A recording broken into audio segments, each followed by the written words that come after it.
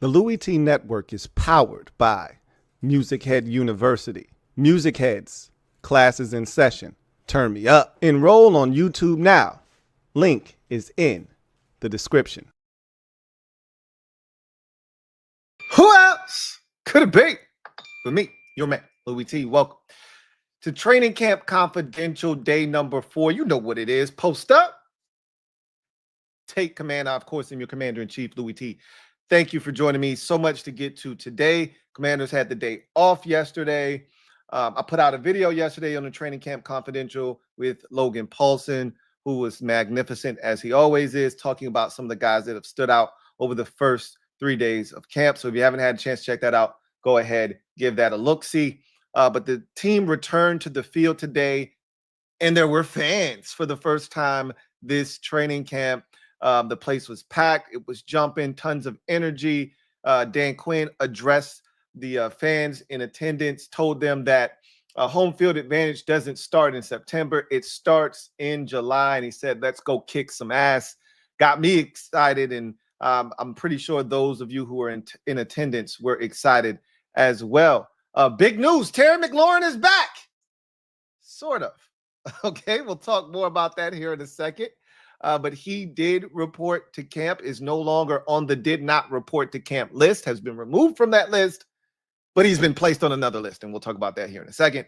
But it was good to see Terry out there amongst his teammates, out there greeting the fans in typical Terry McLaurin fashion. We'll talk more about Terry in particular because something is becoming apparent as practice continues to push forward. The Tana Man is being inducted into the Ring of Fame. That warmed my heart. I didn't realize how much the Tana Man meant to me until I watched him get emotional about being honored this upcoming season. And then I realized, damn, there's a soft spot in my heart for the Tana Man. So we'll talk about that. And a bevy of other topics. We'll talk about practice today. We'll talk about what has transpired thus far. We'll talk about what was said at the podium. We heard from Dan Quinn, as we always do prior to practice. We heard from B-Rob and Javon Kinlaw post-practice. Also, ESPN, as I told you guys the other day, was out at the park today.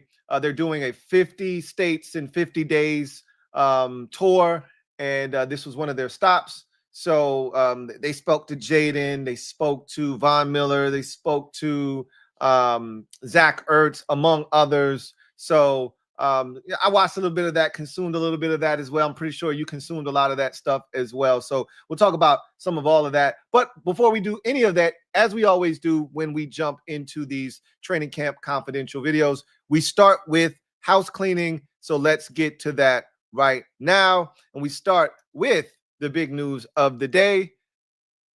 The Commanders put out a post bright and early this morning. As you can see, 7:10 a.m. this morning. As you know, practice has been moved up because of the heat. It was another brutal day out at the park.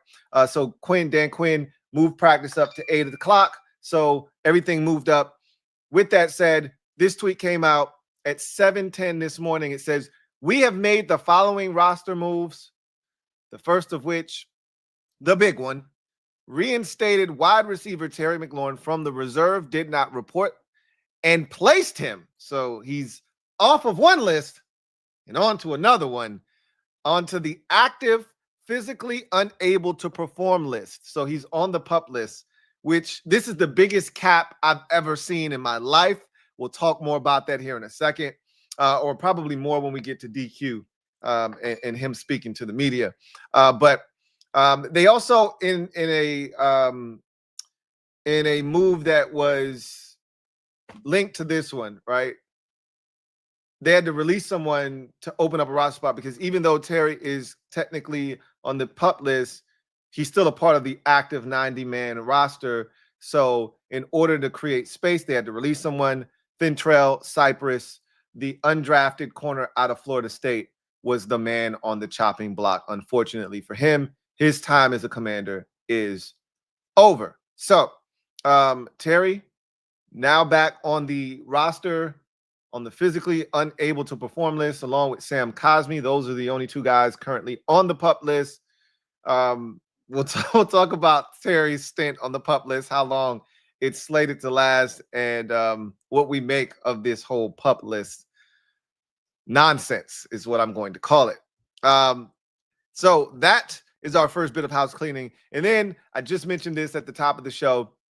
Commanders also put this out early this morning, or later on in the day, because they didn't want the Tana man to be tipped off by this. But Tana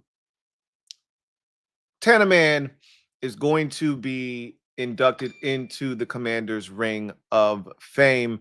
The tweet reads, Ring of Fame member Santana Moss has a nice ring to it. 89 will be inducted into the Washington Ring of Fame during our season opener versus the Giants. So, you know, there have been a number of guys that that look the part of guys that should have their names in that Ring of Fame. We've talked about guys having numbers retired.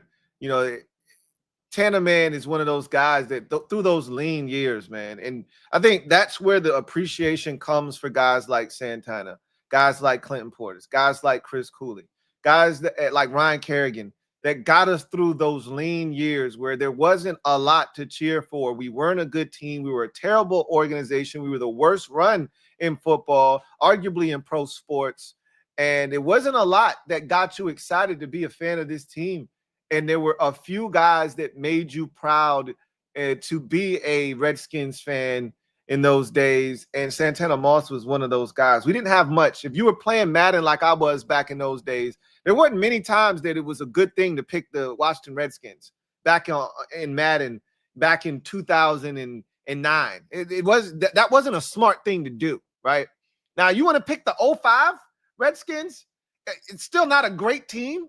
But defensively, you could do some things with all the talent that they had, right? We had a few pieces on offense with Santana and with Clinton Portis and with Chris Cooley. You still didn't have a quarterback. You know, Brunell at that stage of his career, not ideal, but you could make some things shake because of the defense you could play and some of the weapons you had on offense. You fast forward to like 2009, and you can't play with the Redskins on Madden in those days, right? 08, 09, 2010, you definitely couldn't play with them in 2010. And so Tana was one of those guys that got us through those lean years. And to see the emotion, I ate up all of the Tana coverage today. All of that shit. I'm talking about ALL, all of it. He had a 13-minute presser. I watched the Command Center training camp coverage today. They were back out there for the back together weekend as the NFL is celebrating all the teams being back together with their fans over the weekend. So I watched that. At the very end, the last 3 minutes or so, Brian Mitchell introduced him into the Ring of Fame. Then his family came out, and it was just a beautiful scene. You could tell that he was overwhelmed with emotion. He's like, I'm not one to really get very emotional. He's like, y'all know I'm a nonchalant guy, but this is really getting to me. He's like, I'm trying to hold back the tears, but he couldn't do it. You know, they got him good, man. And he deserves it, man. If anybody deserves it, it's 89. If you can say what you want about those teams never winning anything, but Santana Moss brought it there weren't many guys that you could say this about in those days. Santana Moss brought it every single game, every single day. He practiced hard. He played hard. He embodied everything we wanted this franchise to be. He was a stand-up guy on the field. He was a stand-up guy off the field. You never had to worry about Tana. If he fumbled the ball, it was because he broke a tackle and he was trying to do too much, but he was always trying to make a play. I always loved Santana Moss because he embodied everything I wanted this team to be. We just weren't good. And it wasn't because of him, obviously. We just weren't good. We weren't well run. We didn't have a good coach. We didn't have a great quarterback. We didn't have any of the ingredients. But he was one of the dudes that no matter what, he brought it every time. And so happy to see 89 getting his just due and being put into the Hall of Fame, or the Ring of Fame, the Washington Ring of Fame, where he so rightly belongs. So shout out to the Tana man. 8 to the 9 is going up in the rafters where he belongs. That should be a great scene. Hopefully the team does a great job chronicling that during the halftime segment where he'll be honored, because I need to see it. I need to see it. The Tanner man deserves this and so much more, man. So shout out to the Tanner man, and so excited that he's finally having this honor bestowed upon him. All right. So house cleaning done, out of the way. So today was the first day with fans back in the stands. It's also the last practice without pads for the foreseeable future. It's the calm before the storm, if you will. This practice was. So a lot of good things going into this particular practice. The fans being out there added a little bit of juice. It was good to see all the posts with all the fans out there. This base is excited. This fan base is as excited as I can ever remember it being. I don't think there's ever been this much excitement surrounding the team going into a season.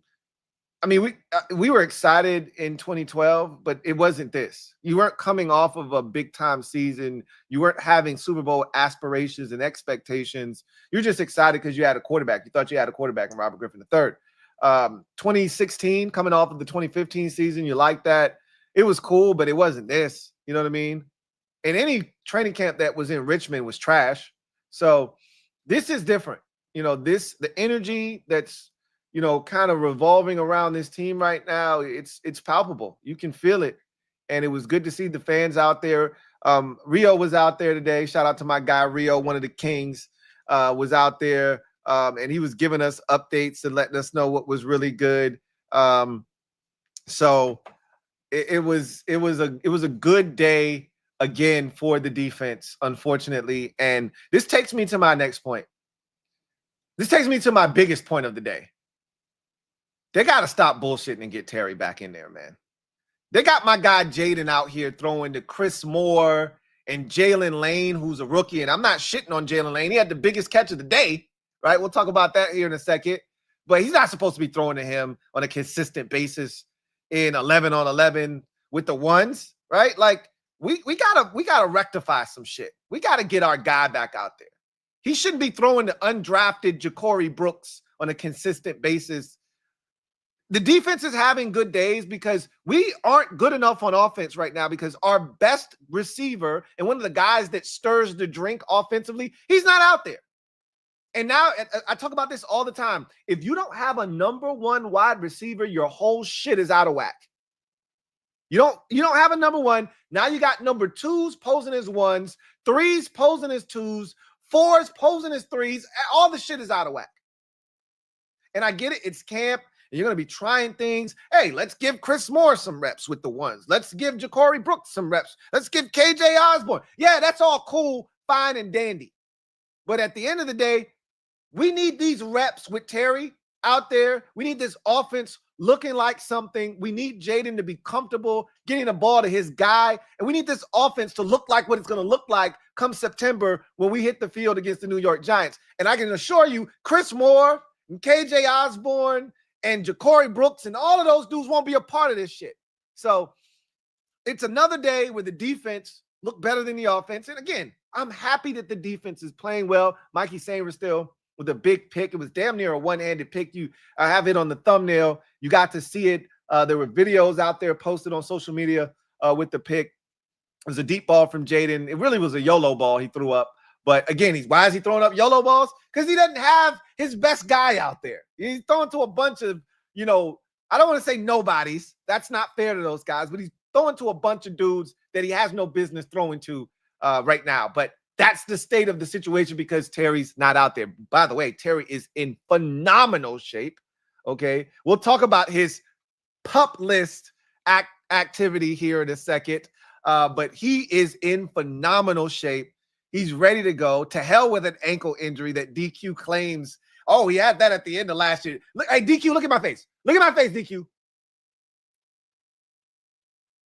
Save that shit for somebody who wants to hear some bullshit. If you want to hear some bullshit, then ask DQ about Terry's pupless stint, okay? That's pure cap at its greatest, but we'll get to that a little bit later on. They got to stop this shit. And they got to get Terry out there. And I think him showing up, this was a mutual agreement between Terry McLaurin and the staff, right? Like, I'm coming in. He wants to be around his teammates. He wants to be in the building. He could tell he misses it. He talked to the fans today. He said, hey, my beef is not with you, right? I love y'all, right? But he wanted to be back in this environment. You can tell if he didn't, he would have went back home to the Midwest. He wouldn't be around. Like Trey Hendrickson with the Bengals, he went back to Florida. I don't got time for this shit. I'm not getting my deal. I'm going home, right? Terry could have done the same thing, but he wants to be with his guys in the locker room, surrounded by his teammates. He wants to be out at the park because he knows he's supposed to be out there right now. They got, and I think this is one step. They said, hey, come in here to take pressure off of you for not practicing, having a hold in, instead of you having to be, the villain and you holding in, even though nothing's wrong with you, and us looking like a villain because you're here, but you're not practicing because of us and, you and us not being able to get a deal done. How about we come to this mutual agreement? You come on in, you can be around your teammates, we can continue to get this conversation going. We'll put you on the PUP list. So now you've got an injury. So now you don't look bad because you're here, but you're not practicing, right? Which is going to make you look like a villain. And you're hurt. So that alleviates us from having to do anything. And all parties win. You're here. And we can keep you on that list. You get your money. You're not being fined. Yada, yada, yada. It makes a lot of sense for both parties involved. It's a great compromise on both sides. But we got to stop this charade. Okay? I don't know where we are money-wise. We got to figure this shit out on both sides because this shit needs to be done. We need to put this behind us. This is why I didn't want this to bleed into camp, right? This is why I said, I don't want this to bleed into camp. It's not even that it's a distraction at this point because I don't think the players are really feeling it from a distraction standpoint, right? It doesn't feel like, oh my God, we're talking about, it's affecting the play on the field. It's affecting practice. We can't keep talking about how good the secondary looks. Of course the secondary looks good. They're going up against Chris Moore and KJ Osborne and Luke McCaffrey. And yeah, they're going up against Jalen Lane. Yeah, and Michael Stratton. Yeah, that's what they're going up against. Of course the corners look excellent. Of course they're making plays on the football. They should be. We got Deebo Samuel and a possible out there.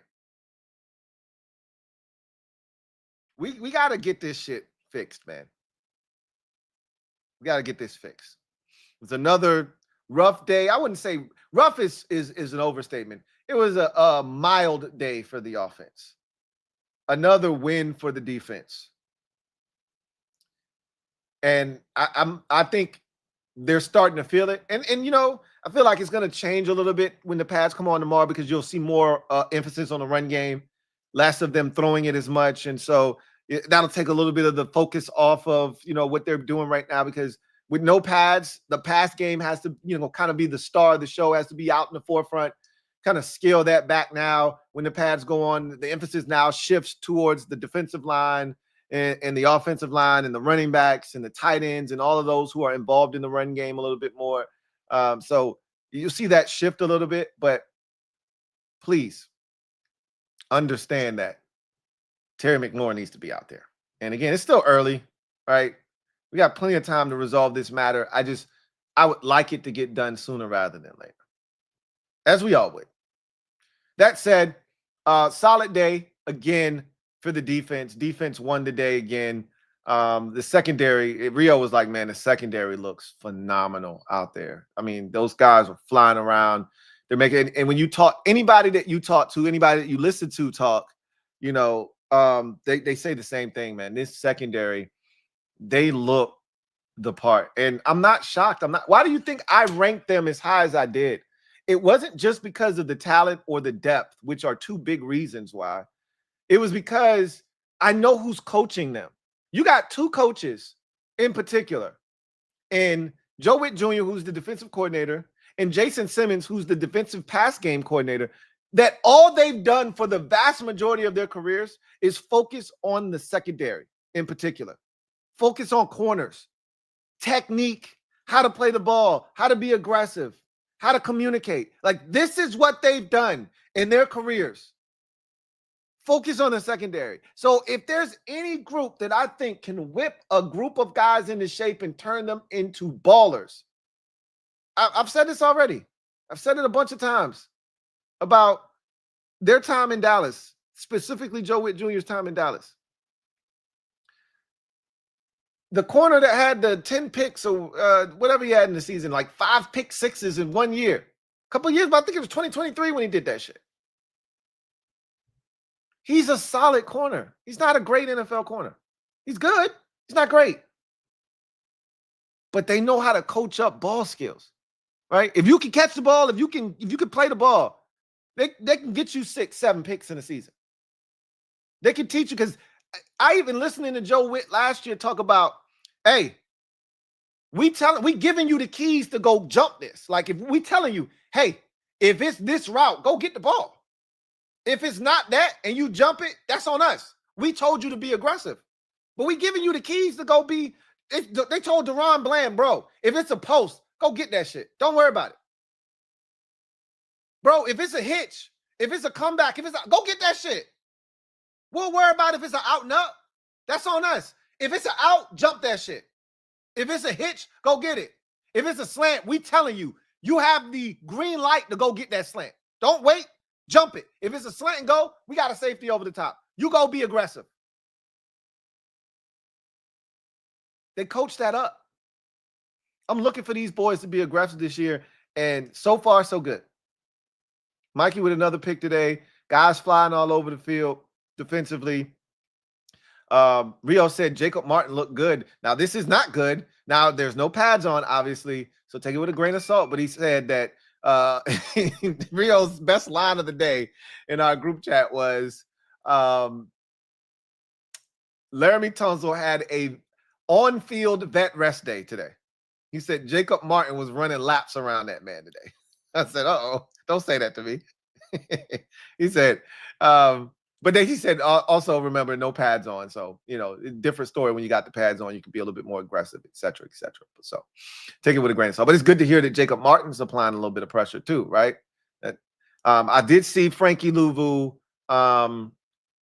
working out with the linebackers today because, for much of the camp, when we seen them warming up, he was always with the edge rusher. So he's back with his natural group today with the linebackers. So obviously they're going to have him kind of with both groups. He's still a linebacker at his core, right? But they are going to work him in with the edge rushers from time to time, get him reps there. So that's something that we'll continue to keep our eyes on. But we know he's really a linebacker at his core. But the running backs had a couple of nice hits today. Jacory Crosby, Bill had a nice hit today. B-Rob had a big run. Off the right side behind Allegretti and Biadish. So B-Rob was a guy that they talked to today after practice. He's excited about pads going on. We'll talk more about that when we get to B-Rob. So the throw of the day, catch of the day was a 2-minute situation. Jaden Daniels with 6 seconds left. Team down 6.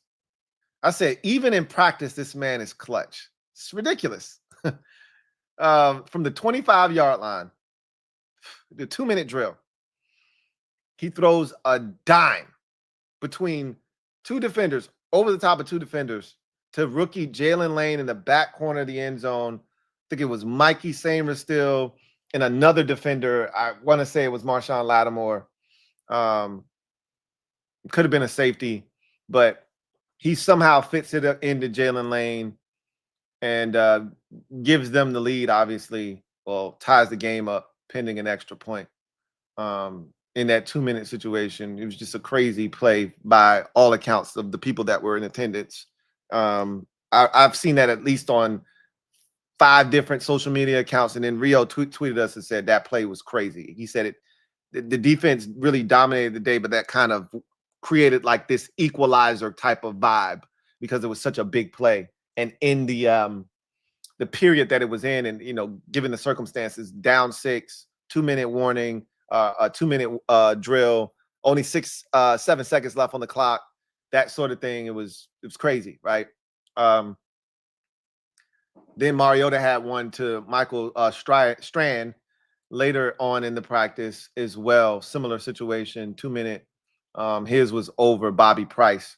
So the offense did kind of catch fire a little later on in practice, but another practice that the defense really did some good things again. And Rio said, and I told him, I said, don't say that, man. He said, I'm gonna read you what he said about Luke McCaffrey. Oh man. He said, Luke inspires nothing. He not any good, man. I said, don't say that. I'm not buying that. I'm not subscribing to that. It doesn't look good right now because he's playing out of place.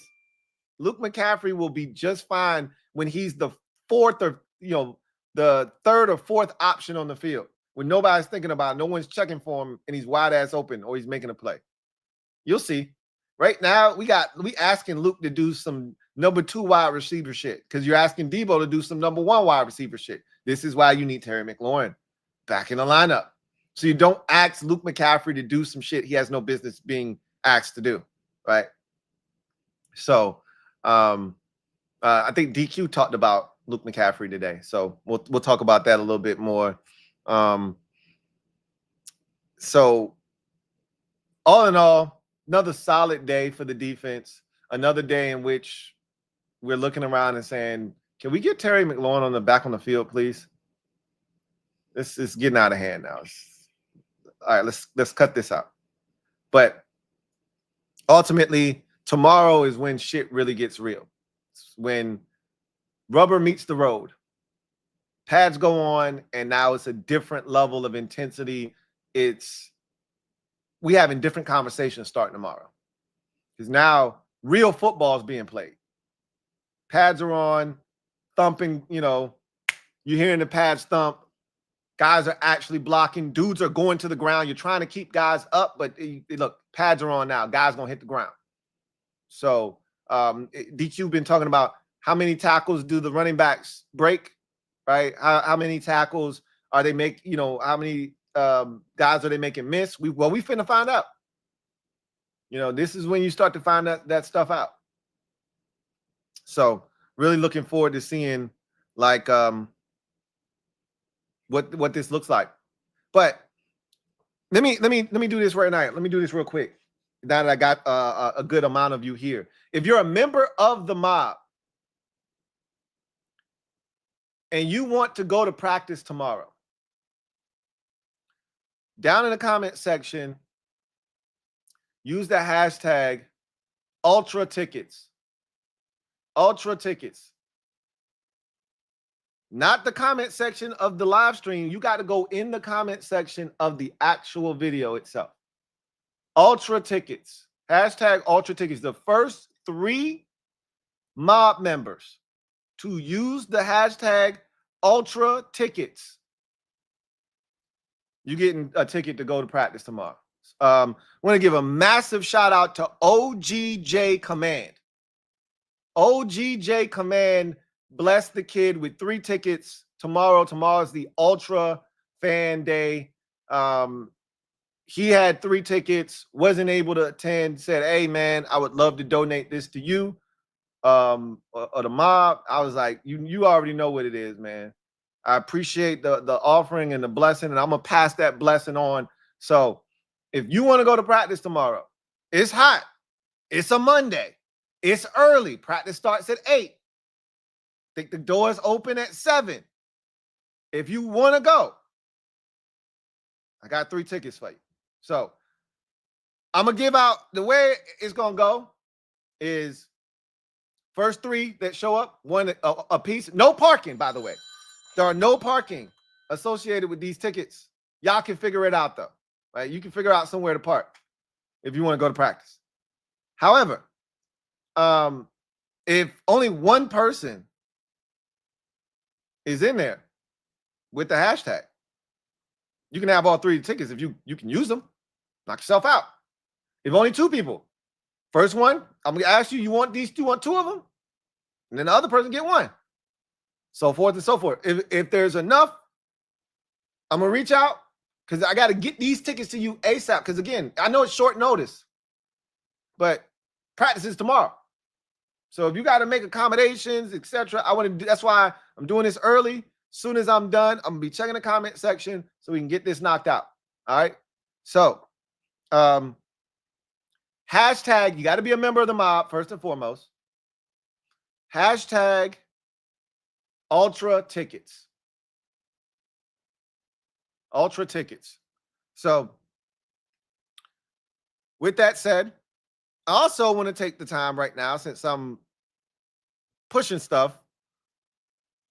Commanders Kings live and in color. Yes, all 4 of us, including Rico, will be live in attendance on August the 24th at Crystal City Sports Pub in Arlington, Virginia. That's right. The Kings, the Commander Kings, are live and in color, breaking down the season, giving you a season prediction, wins and losses of each game, giving you the prediction of the 53-man roster. It is the day after the final preseason game, so we're going to be locked in and giving you our predictions on what's going to transpire with the 53-man roster and so much more. We're going to have a toast to the season. We're going to have a great time. We're going to have some music. Got to have a DJ there. We're going to have a great time. We want you to be there and for you guys to enjoy this experience with us. Only 150 tickets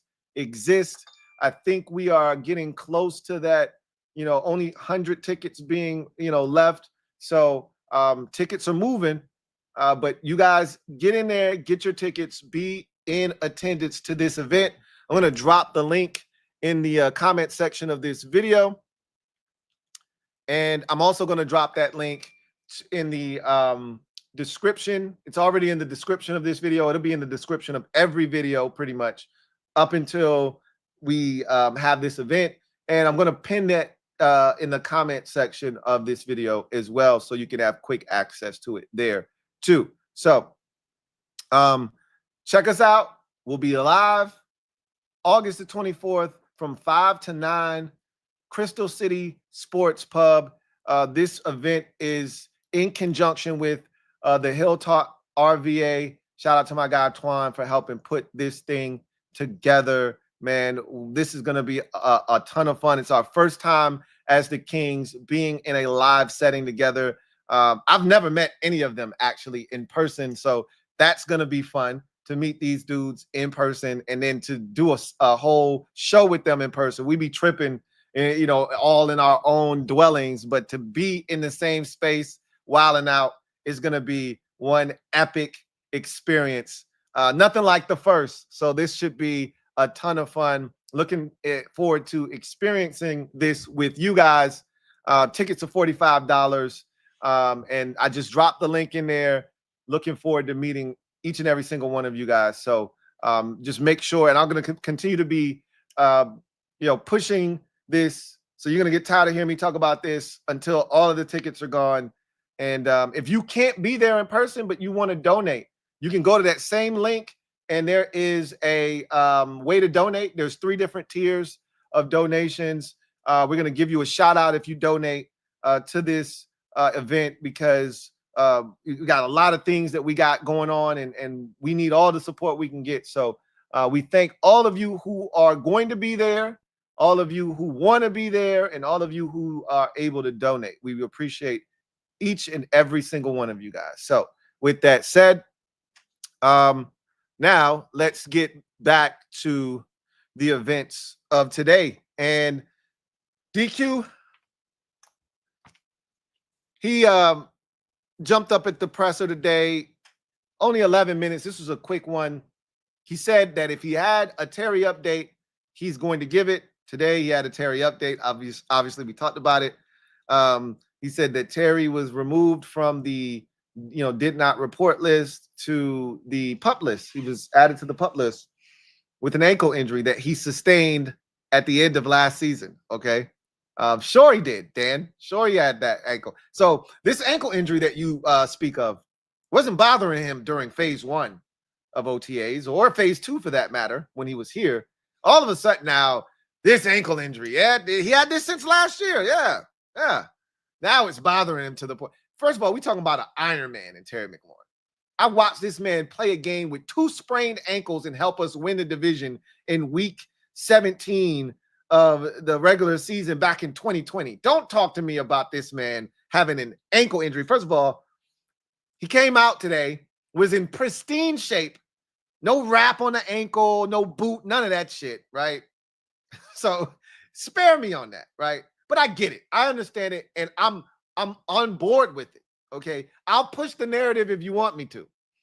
I just would have liked some kind of warning in advance that this is what you were going to do. I could have pushed the narrative with you, but everybody knows. And you know what? The biggest farce in all of this was the media asking questions as if this really exists.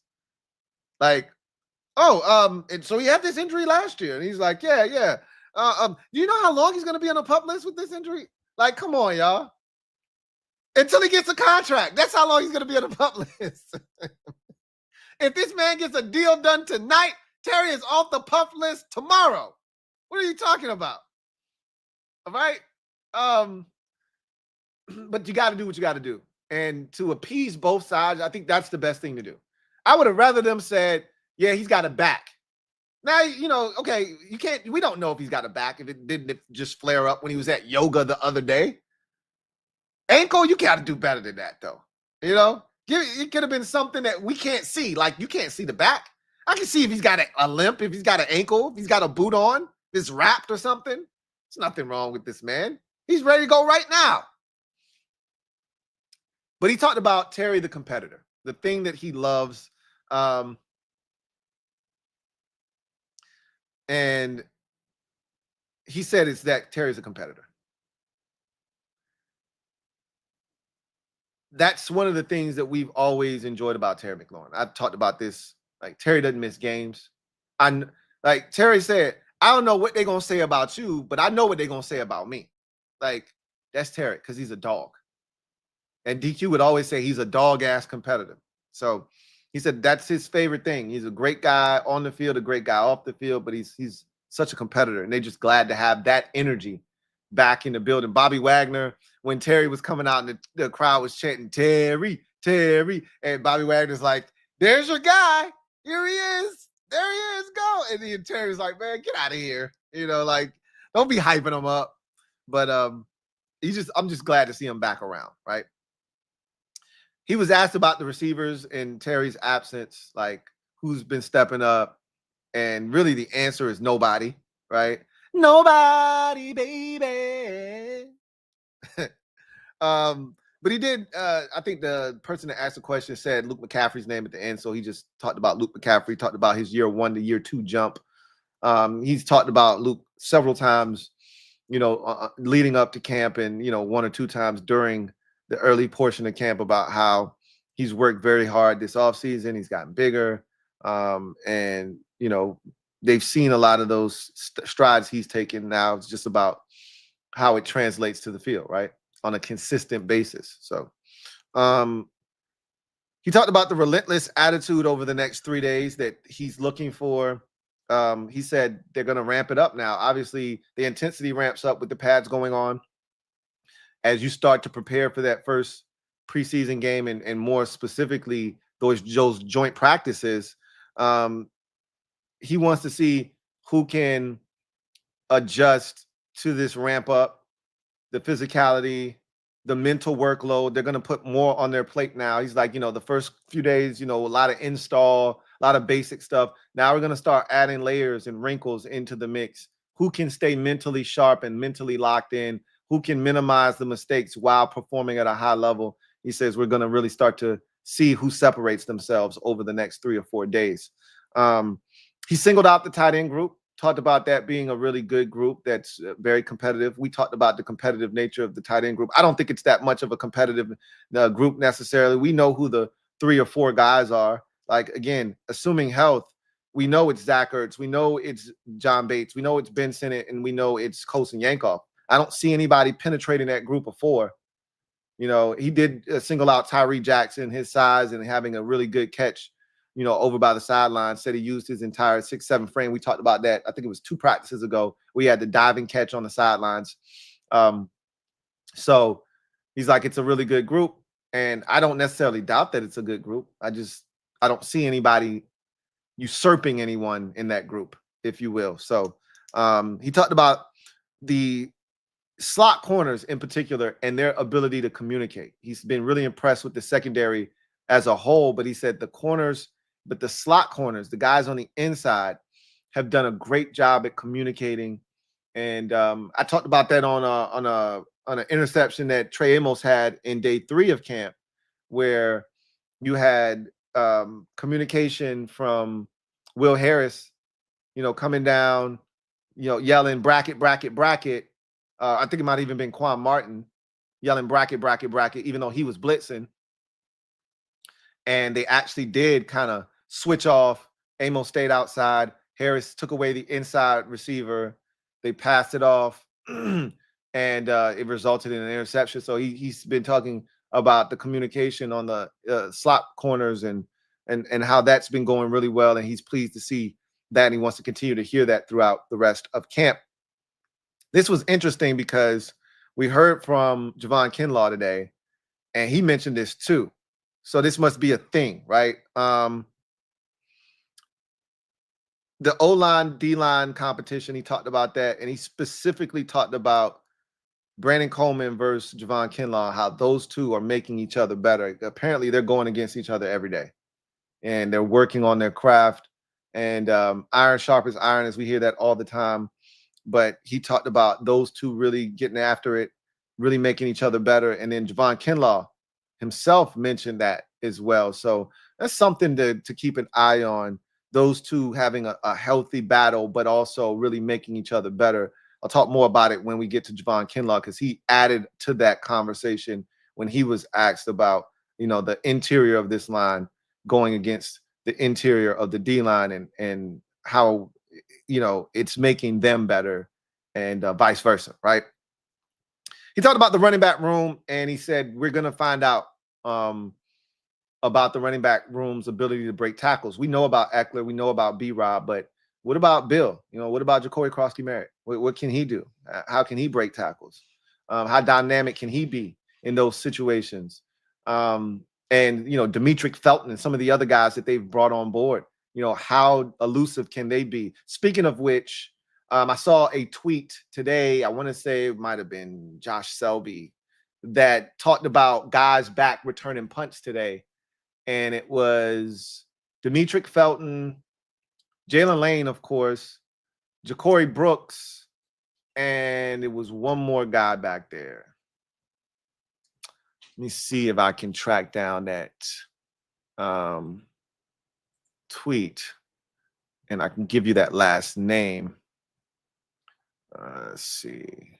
It might not have even been him that had that tweet. No, it wasn't him.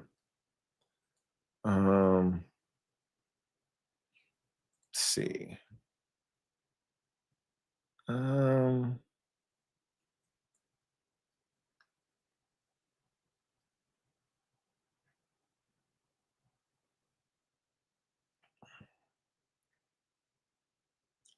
Yeah, I can't find it. It was another person back there.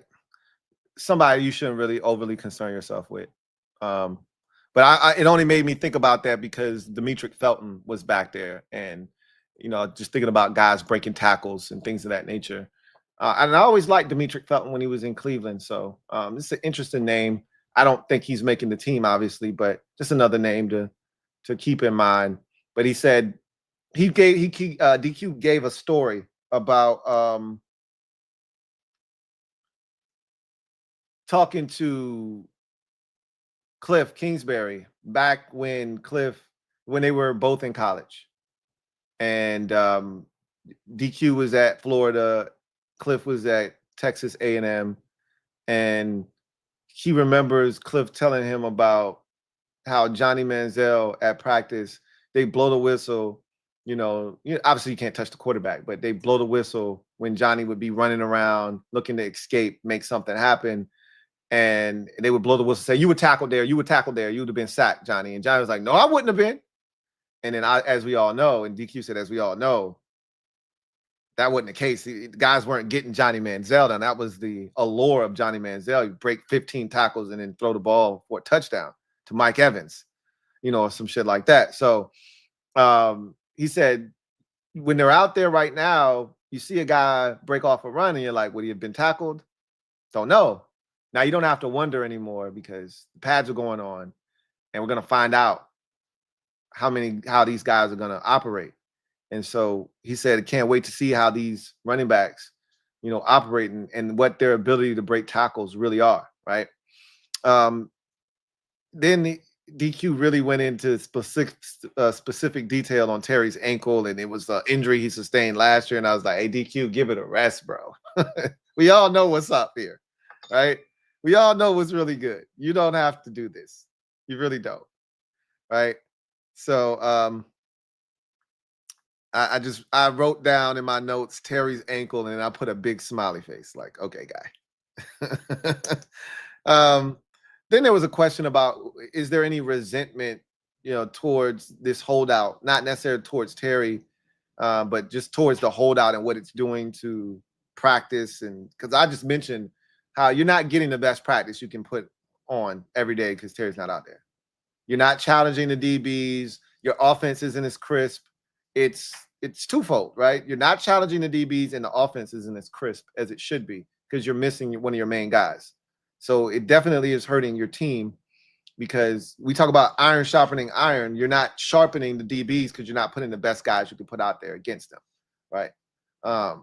And he said, no, there's no resentment. I understand that this is a part of the business. You hate that it has to go down that way, but it is what it is, right?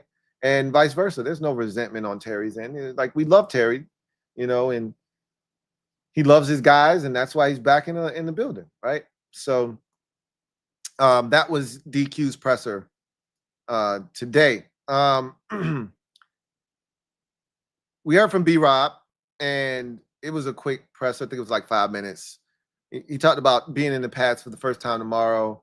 He's like, this is when I get to showcase what I can do because we know he's more of a physical runner. So he's like, first day is always a little different because it's your first time really getting contact. And as a running back, you get contacted a lot. So it goes from 0 to, and look, they're not going to get these guys beat up in one day, but the receivers might get a little contact here and there. It's not going to be a ton, right? But the running backs will. It goes from 0 to 100 real quick. And so he's like, yeah, you got to, turn on the physicality tomorrow and really start to show what it is I do. And he feels really good. He said this is the best he's felt, maybe even in his career, going into camp. And I think again, what's up. He's playing for a contract. So you're probably going to get the best B-Rob we've seen in his career. I think you're going to get that this year. He talked about the comfort in the staff and the playbook and the system being here. Again, if you look at the career that B-Rob has had, he and many of the other guys that have been here could probably say the same thing. There just hasn't been any continuity here. You go back to B-Rob's rookie season, he had Scott Turner as his offensive play caller. You go to his second year, he had Eric Bieniemy as his play caller. And you go to his third season, he had Cliff. So he hasn't been in an offensive system 2 years in a row. Keep in mind, in his rookie season, he got shot in the offseason or in training camp. So this has to feel on some level excellent to him. Just to be able to say, I've got continuity for the first time in my career. I can't speak for anybody else. But you think about a lot of players on this team. Every guy from that same draft, and there are not many of them that we rely on. But, there's been a lot of change, You know, guy like Sam Cosmi, a lot of change. Guy like John Bates, a lot of change over the last 3 years. Different coordinator every year for the last 3 years. This is the first year that a lot of these guys can say, same offense, same playbook, same staff, no changes, just get better. That's it. I ain't got to worry about nothing else. Just get better. That has to be a very comforting feeling. And B-Rob pretty much said, look, man, I feel great because I don't got to learn a new system. I don't got to learn a new playbook. For the first time in my career, I don't got to do none of that. Relationship with Bill. What I failed to realize, and I should have been all over this, but I didn't even think about it. B-Rob has a prior relationship with Ja'Cory Krosky-Merritt. They are both from Alabama.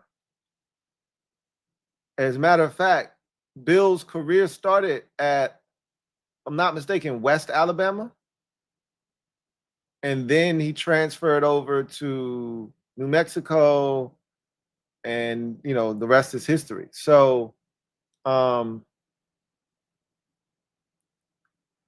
he was like, when he was a sophomore at Alabama, I think he said that was the first time he met Ja'Cory Krosky-Merritt. They were talking, and, you know, they already had a relationship prior to him getting here. So that's pretty cool. I didn't realize that.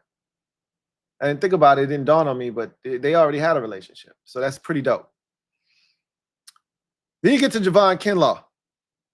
And he talked about the thing he's working on the most right now is his pass rush moves. And when he was drafted out of South Carolina, there was so much upside with Javon Kinlaw. And one of the things that people were really enamored by with him was the potential for him to be a guy that could get to the quarterback at the NFL level. Really haven't seen that throughout his career, although he's been no slouch necessarily. It's not like he's out here getting a half a sack or 1.5 sacks, you know, but could he get you 5.5? Could he get you 6 in a season? That'd be an excellent year. That would be a career high for Javon Kinlaw. That'd be nice. Rio also said Javon Kinlaw is the biggest human being he's ever seen in his life. I laughed because he's like the 5th or 6th dude that has said that this year. Like, I've heard at least 3 or 4 times Javon Kinlaw is a large human being. Then I've heard, yo, that's the biggest dude I've ever seen in my life. Right? He's a massive man. You know, it's one thing to see a dude that's 6'9", but you ain't seeing a dude, because you can say, I've seen dudes taller than him. We all probably seen somebody taller than 6'6", which I think Javon Kinlaw is, 6'5", 6'6". We've all seen somebody taller than that. But you ain't see that dude, and then he was also 320 pounds, and most of it muscle. You didn't see, right? So that's where the Rio was like, yo, that dude's something else, bro. So, you know, him talking about working on pass rush moves, that's a big deal. It's a big deal because I know he's going to do his part to help us stop the run better. Can he get to the quarterback? Can he win on early downs when he's out there and affect the passer? That's what we want to see. He talked about working with Von Miller and what a treat that has been, and how he's learned already in this short period of time from Von Miller as a rusher, and some of the techniques that he deploys. And he said it's just one of those guys I talked about, as a matter of fact, like 2 practices ago. Von Miller and Javon Kinlaw running a game, right? A TE game. Tackle first and stunts in behind him. Kinlaw took 2 guys, made a big opening for Von Miller, and he was able to get to the quarterback, to Jaden Daniels, create pressure. Jaden Daniels threw an interception. So he just talked about working with Von, learning from him, and you know, wanting to be in Von's position one day as a guy that is going to be a huge future Hall of Famer. And he talked about that. So, you know, this is, again, just another unintended consequence of, or another byproduct of Von Miller being here. Not why you brought him here, but it helps. Competition between he and Brandon Coleman. He specifically talked about Brandon Coleman. He was literally just asked about iron sharpening iron, going against the guys on the interior, and what's that been like? And he just singled out Brandon Coleman and talked about Brandon Coleman and him going at it every day, making each other better, talking about the reps. What did he see? What did the other see? Yada, yada, yada. And I'm like, DQ had already brought that up. Then he brings it up.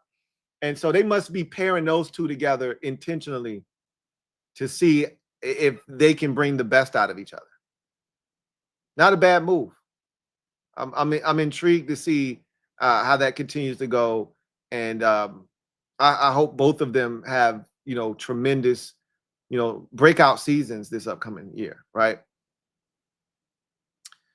And then here's something that I don't think people understand. Like, if you play sports and you get this, first you want to have the ultimate confidence in yourself. So I talk about athletic arrogance all the time. It's a big thing. It's a real thing. You want to have it. You need it if you want to get to this level and play at a high level. But there's something to be said about people believing in you. And Javon Kinlaw, I think he is one of those guys that performs better when he's around people that believe in him. And not to say that we all don't perform better, because most of us do perform better in environments where we know people believe in us. They believe in our talents and what we're capable of. But he strikes me as one of those dudes. Like, San Francisco didn't necessarily work out the way that because he could feel like, I don't know if the people here really truly believe in me that the way they did when they first drafted me. And he could probably sense that energy. He goes to the Jets. Clearly, he went there because of Robert Saleh. Well, Saleh wasn't there anymore. He got fired. So it wasn't like, the guy that he was brought there to be with is there anymore that probably believed in him from the jump. So that had to be weird. Now you get to Washington and you got a bunch of guys that believe in you. And they didn't just tell you they believe in you. They showed you the money, bro. I don't know however many other teams were going to pay Javon Kinlaw, good money. I don't know how many we're going to pay him $15 million a year, $30 million fully guaranteed on a 3-year, $45 million contract. They put their money where their mouth is. They say, not only do we believe in you, we're going to show you we believe in you. We got Daryl Tapp here. We got guys that you're comfortable with here. We got Adam Peters here. We got dudes that believe in you, who've believed in you all along. Now go out and produce and prove us right. And he's talked about this. It's like the third time I've heard from Javon Kinlaw, and every single time I've heard Javon Kinlaw talk, he's talked about this staff believing in him. Guys believing in him. I think that's important for him. And that's why I think he's got a chance to have a breakout year this year. He's in a comfortable environment where he's allowed to be himself. He talked about his practice jersey. I don't know if y'all seen, but he cut like little shingles at the bottom of his jersey. So it's just a bunch of strips all around his jersey, his practice jersey, because he's allowed to be himself.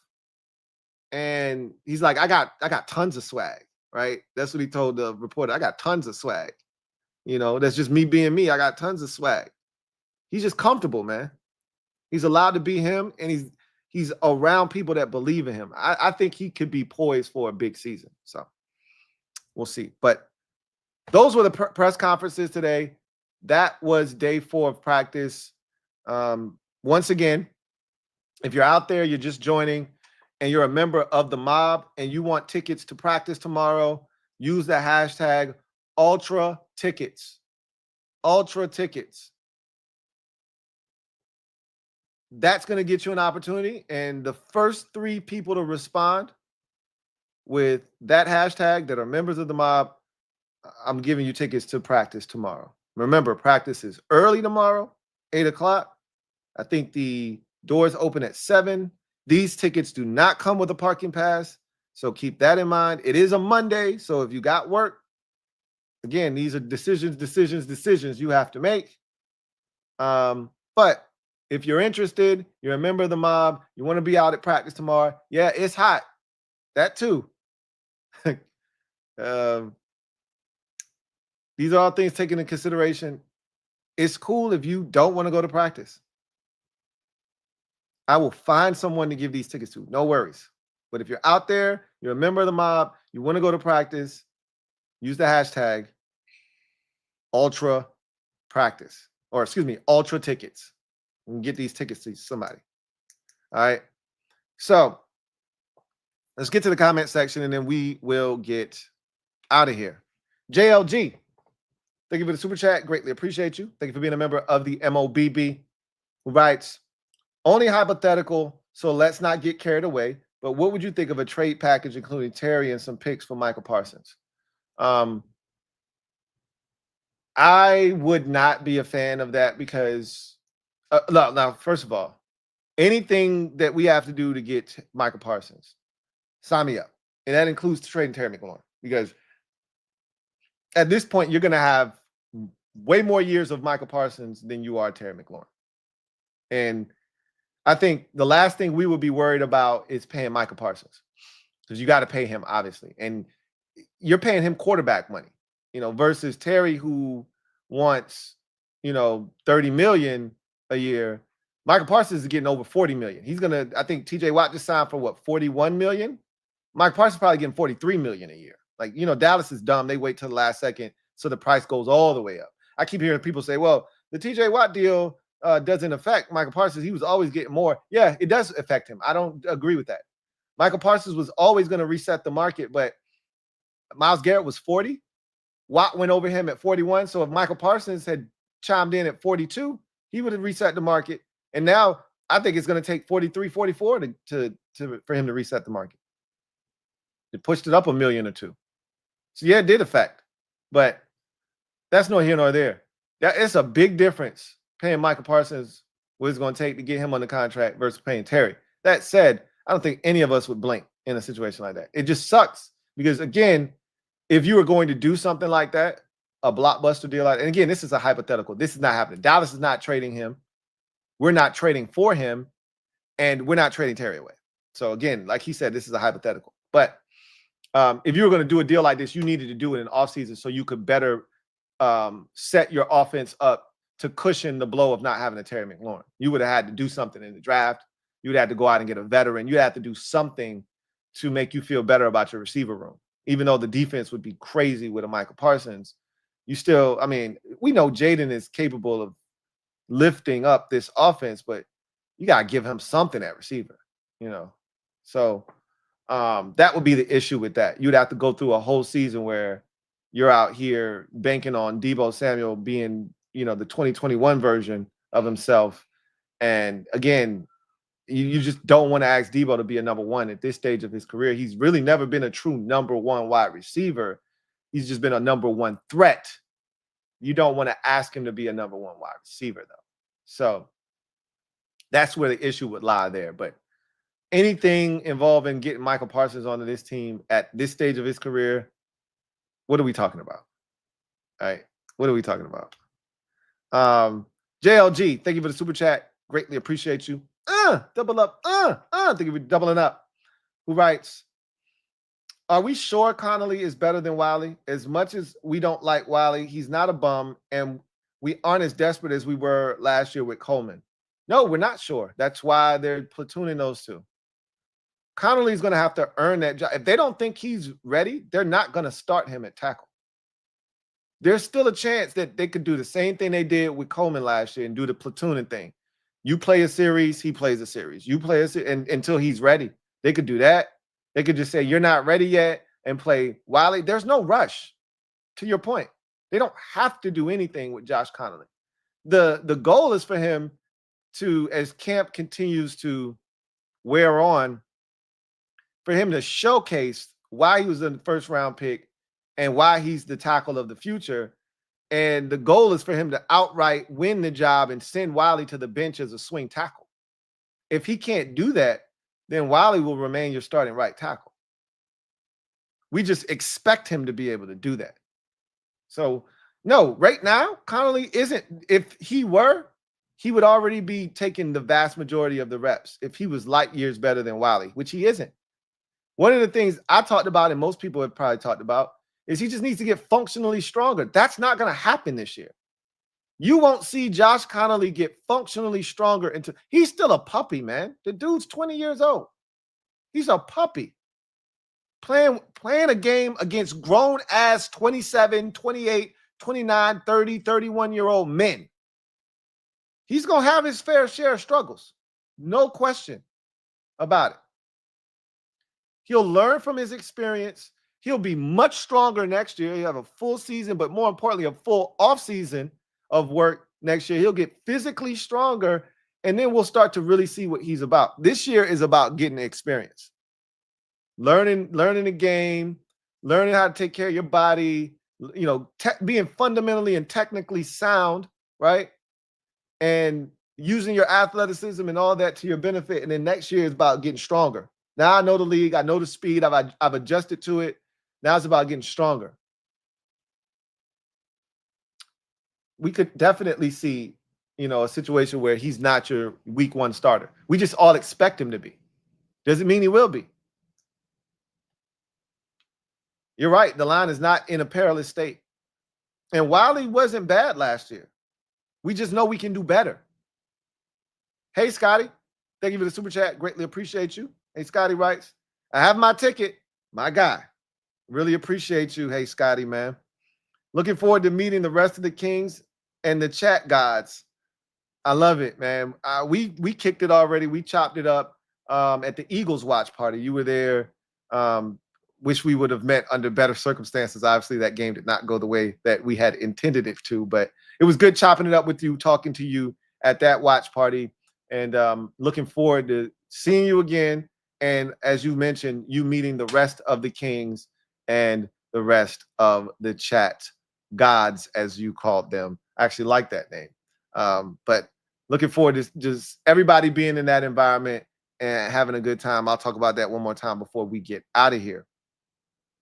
But I'm looking forward to seeing you, and I'm glad you're going to get to meet the rest of the Kings. Marky Mark, stand up. You are the newest member of the MOBB mob. You know what to do. Show Marky Mark some love. Welcome him with open arms. Marky Mark, welcome to the squad. So glad to have you on board, and hope you are ready. Buckle up. This is going to be one hell of a ride this season. Door Gunner. Thank you for the super chat. Greatly appreciate you. Thank you for being a member of the MOBB. Door Gunner writes, is it really going to start at 5:45? Better not serve any of that whack-ass pizza you eat. Yeah, no, we're starting on time. And look, this is the thing. We're at an establishment. We only have a certain amount of time at said establishment. So, again, can't be wasting time, can't be wasting your time, right? So, no, it's going to be a good time. We're going to be on time. We're going to have a great time. And I doubt they serve the pizza that I eat. That's okay. I'm not looking to change the menu, okay? It's not my goal. If I want to eat, I'll have to supply my own self with something to eat. I'm well aware of how the game goes. I didn't just become a vegan yesterday. I know how it goes. A lot of times I eat before I go because I know they're probably not going to have nothing for me to eat, which is fine. So it's not about me. It's about y'all, right? As long as y'all comfortable, y'all got something to eat, y'all got something to drink, y'all having a good time, that's what I care about. Duncan Wright, been a member for 17 months. Writes, ain't nothing going on, so why you talking? Give me something. It's Sunday. I'm just going to assume you're already drunk and tell you to keep on drinking and have a great day. Enjoy the rest of your day, bro. Not even fooling with you today. Big Money Sonny, thank you for being a member for 46 months. Salute to you, Big Money Sonny. Right. It's been a long time. Salute, Slew. It has indeed. You know, you pop in every now and again, right? Just to make sure that your name is still ringing out in the streets. You pop in every now and again. So it's been a long time, but not that long, because you always pop in. Hey, I'm still here. And I appreciate that. I appreciate that. But I also, when I start to see your name a lot, I know what time it is. I know what time it is. Big Money Sonny. Thank you for the super chat. Greatly appreciate you. My guy, Big Money Sonny. Right. Thank you for being a member of the MOBB as always. Lou gotta be in the AC. It's damn near August and he's rocking a Scully. Good to see you, Lou. I always get a kick out of people talking about me wearing Scullies on my videos. Y'all know I'm not shooting these videos outside, right? Like I'm not dressing for the weather outside. Just because it's wintertime outside, you're more likely to see me butt ass naked on a stream in the middle of January than you are in August, because I'm doing the stream, I'm doing the show inside in a controlled environment. If it's hot as shit outside, it means it's cold as hell inside, and vice versa. If it's cold as shit outside, the heat is more likely to be on in the establishment that I'm doing the video in. So you probably won't see me rocking a Scully in the middle of January because it's hot as shit inside. I don't understand why that concept is you struggle to like. And I'm not talking about you in particular, even though you brought it up. I'm just talking about people in general because you're not the first one to bring that up. I don't understand why that concept is so hard for people to just wrap their brains around. If I were doing this thing outside, then you'd be like, yeah, Louie T tripping. You trying to have a stroke. I'm inside. It's less than 70 degrees in my dwelling right now. The AC is on right now. I feel it blowing right now. It's cold right now. So you have to be able to separate that it's July 27th and I have a skull cap on. You got to separate the two. And you have to add in that I'm inside. Gosh. Good to see you too, Big Money Sonny. Good to see you too. Anyway, I digress. One time for the one time on the way out the door. So, as I just talked about with Hey Scotty, we are going to be live, the Commanders Kings in full effect. Live and in color. Don't diss the man or we'll bum rush your mother. We live. We outside. Y'all asked us to come outside. Somebody told Rio today, hey, tell Lou to stop hiding. Come on outside. Well, I'm outside on August the 24th. Don't ask me to come outside, and then when I come outside, you ain't outside. And I'm bringing friends. That's right. The Kings are in the building for the first time live. Nothing like the first time.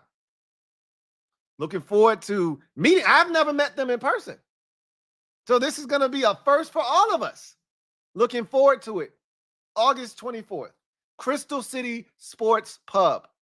5 p.m. The doors open. We're live. We turning up all the way till 9, maybe even longer. Who knows? We'll see what the establishment says. They may be like, yo, y'all having a good time. Y'all keep the party going. But we on the board until 9. All right. Anyway, Arlington, Virginia. We're going to have a DJ. We're going to predict the season. We're going through the season with a fine-tooth comb, giving you a schedule prediction. We're going to predict the 53-man roster. The 24th is the day after the final preseason game. So we're going to dive into what we project the 53-man roster to be and so much more. We will toast to the season. We are going to have ourselves a ball, and we want you to be in attendance when we do it. So we want to have fun, and we want to have fun with you guys. Come on out. Enjoy the festivities. If you can't, that's fine too. We're going to try and simulcast this and be live. But it's nothing like the real thing, baby. Ain't nothing like the real thing, baby. So glad you got the real thing. Oh, no. Hey, that's for you, Door Gunner. Hope your dog is barking so loud right now. Anyway, I digress. You guys get out of there. And I'm going to drop the link in there again. I'm going to also drop it in the comment section of this video. Remember, if you want to win a ticket, or you want a ticket rather, to training camp practice tomorrow, be a member of the mob, use the hashtag Ultra Tickets. Ultra Tickets. Get you in the building tomorrow. Your man Louie T's got 3 tickets, courtesy of OGJ Command. Shout out to OGJ Command for blessing the kid with 3 tickets to bless you with 3 tickets to practice tomorrow. You want to be in the building? Just hit me up. Hashtag Ultra Tickets to get you in the building. Anyway, that's going to do it for me. Your man Louie T. Got one more comment and we'll get out of here. Silver Fox 52. Thank you for being a member of the MOBB. Stand up. You in the building. You know what it is. Shout out to the mob. Shout out to the mob. Y'all know what it is. We in the building always and forever. Says, what's up, Lou? What's going on? Silver Fox, who's been a member for 41 months. Salute to you, Silver Fox. Says, what up, Lou? You and the Canes are hilarious. Yeah. Those guys, it's not me. It's those guys. Those guys are hilarious. They're the ones that just keep all of us laughing, including myself. I'm always laughing at those guys. They are hilarious. I tell them that all the time. I'm sitting there laughing just like y'all are. So trust me, it's gonna be a good time. It's going to be a good time on August 24th at Crystal City Sports Pub. Looking forward to meeting you guys and having a ball with you guys, having a blast, turning up. It's going to be lit, and I want you guys to be there in attendance. Y'all know what it is. Until then, though, I'm your man, Louie T, signing off. Good chopping it up with you on a Sunday. Tomorrow, shit gets real. You want to be at the first padded practice of training camp. Get your man Louie T up. I got 3 tickets, man. I can get you 1. I can get you 2. I can get you 3, depending on how much demand is. But I'm going to give out 1 to each person, the first 3 people that use the hashtag Ultra Tickets. Hurry up.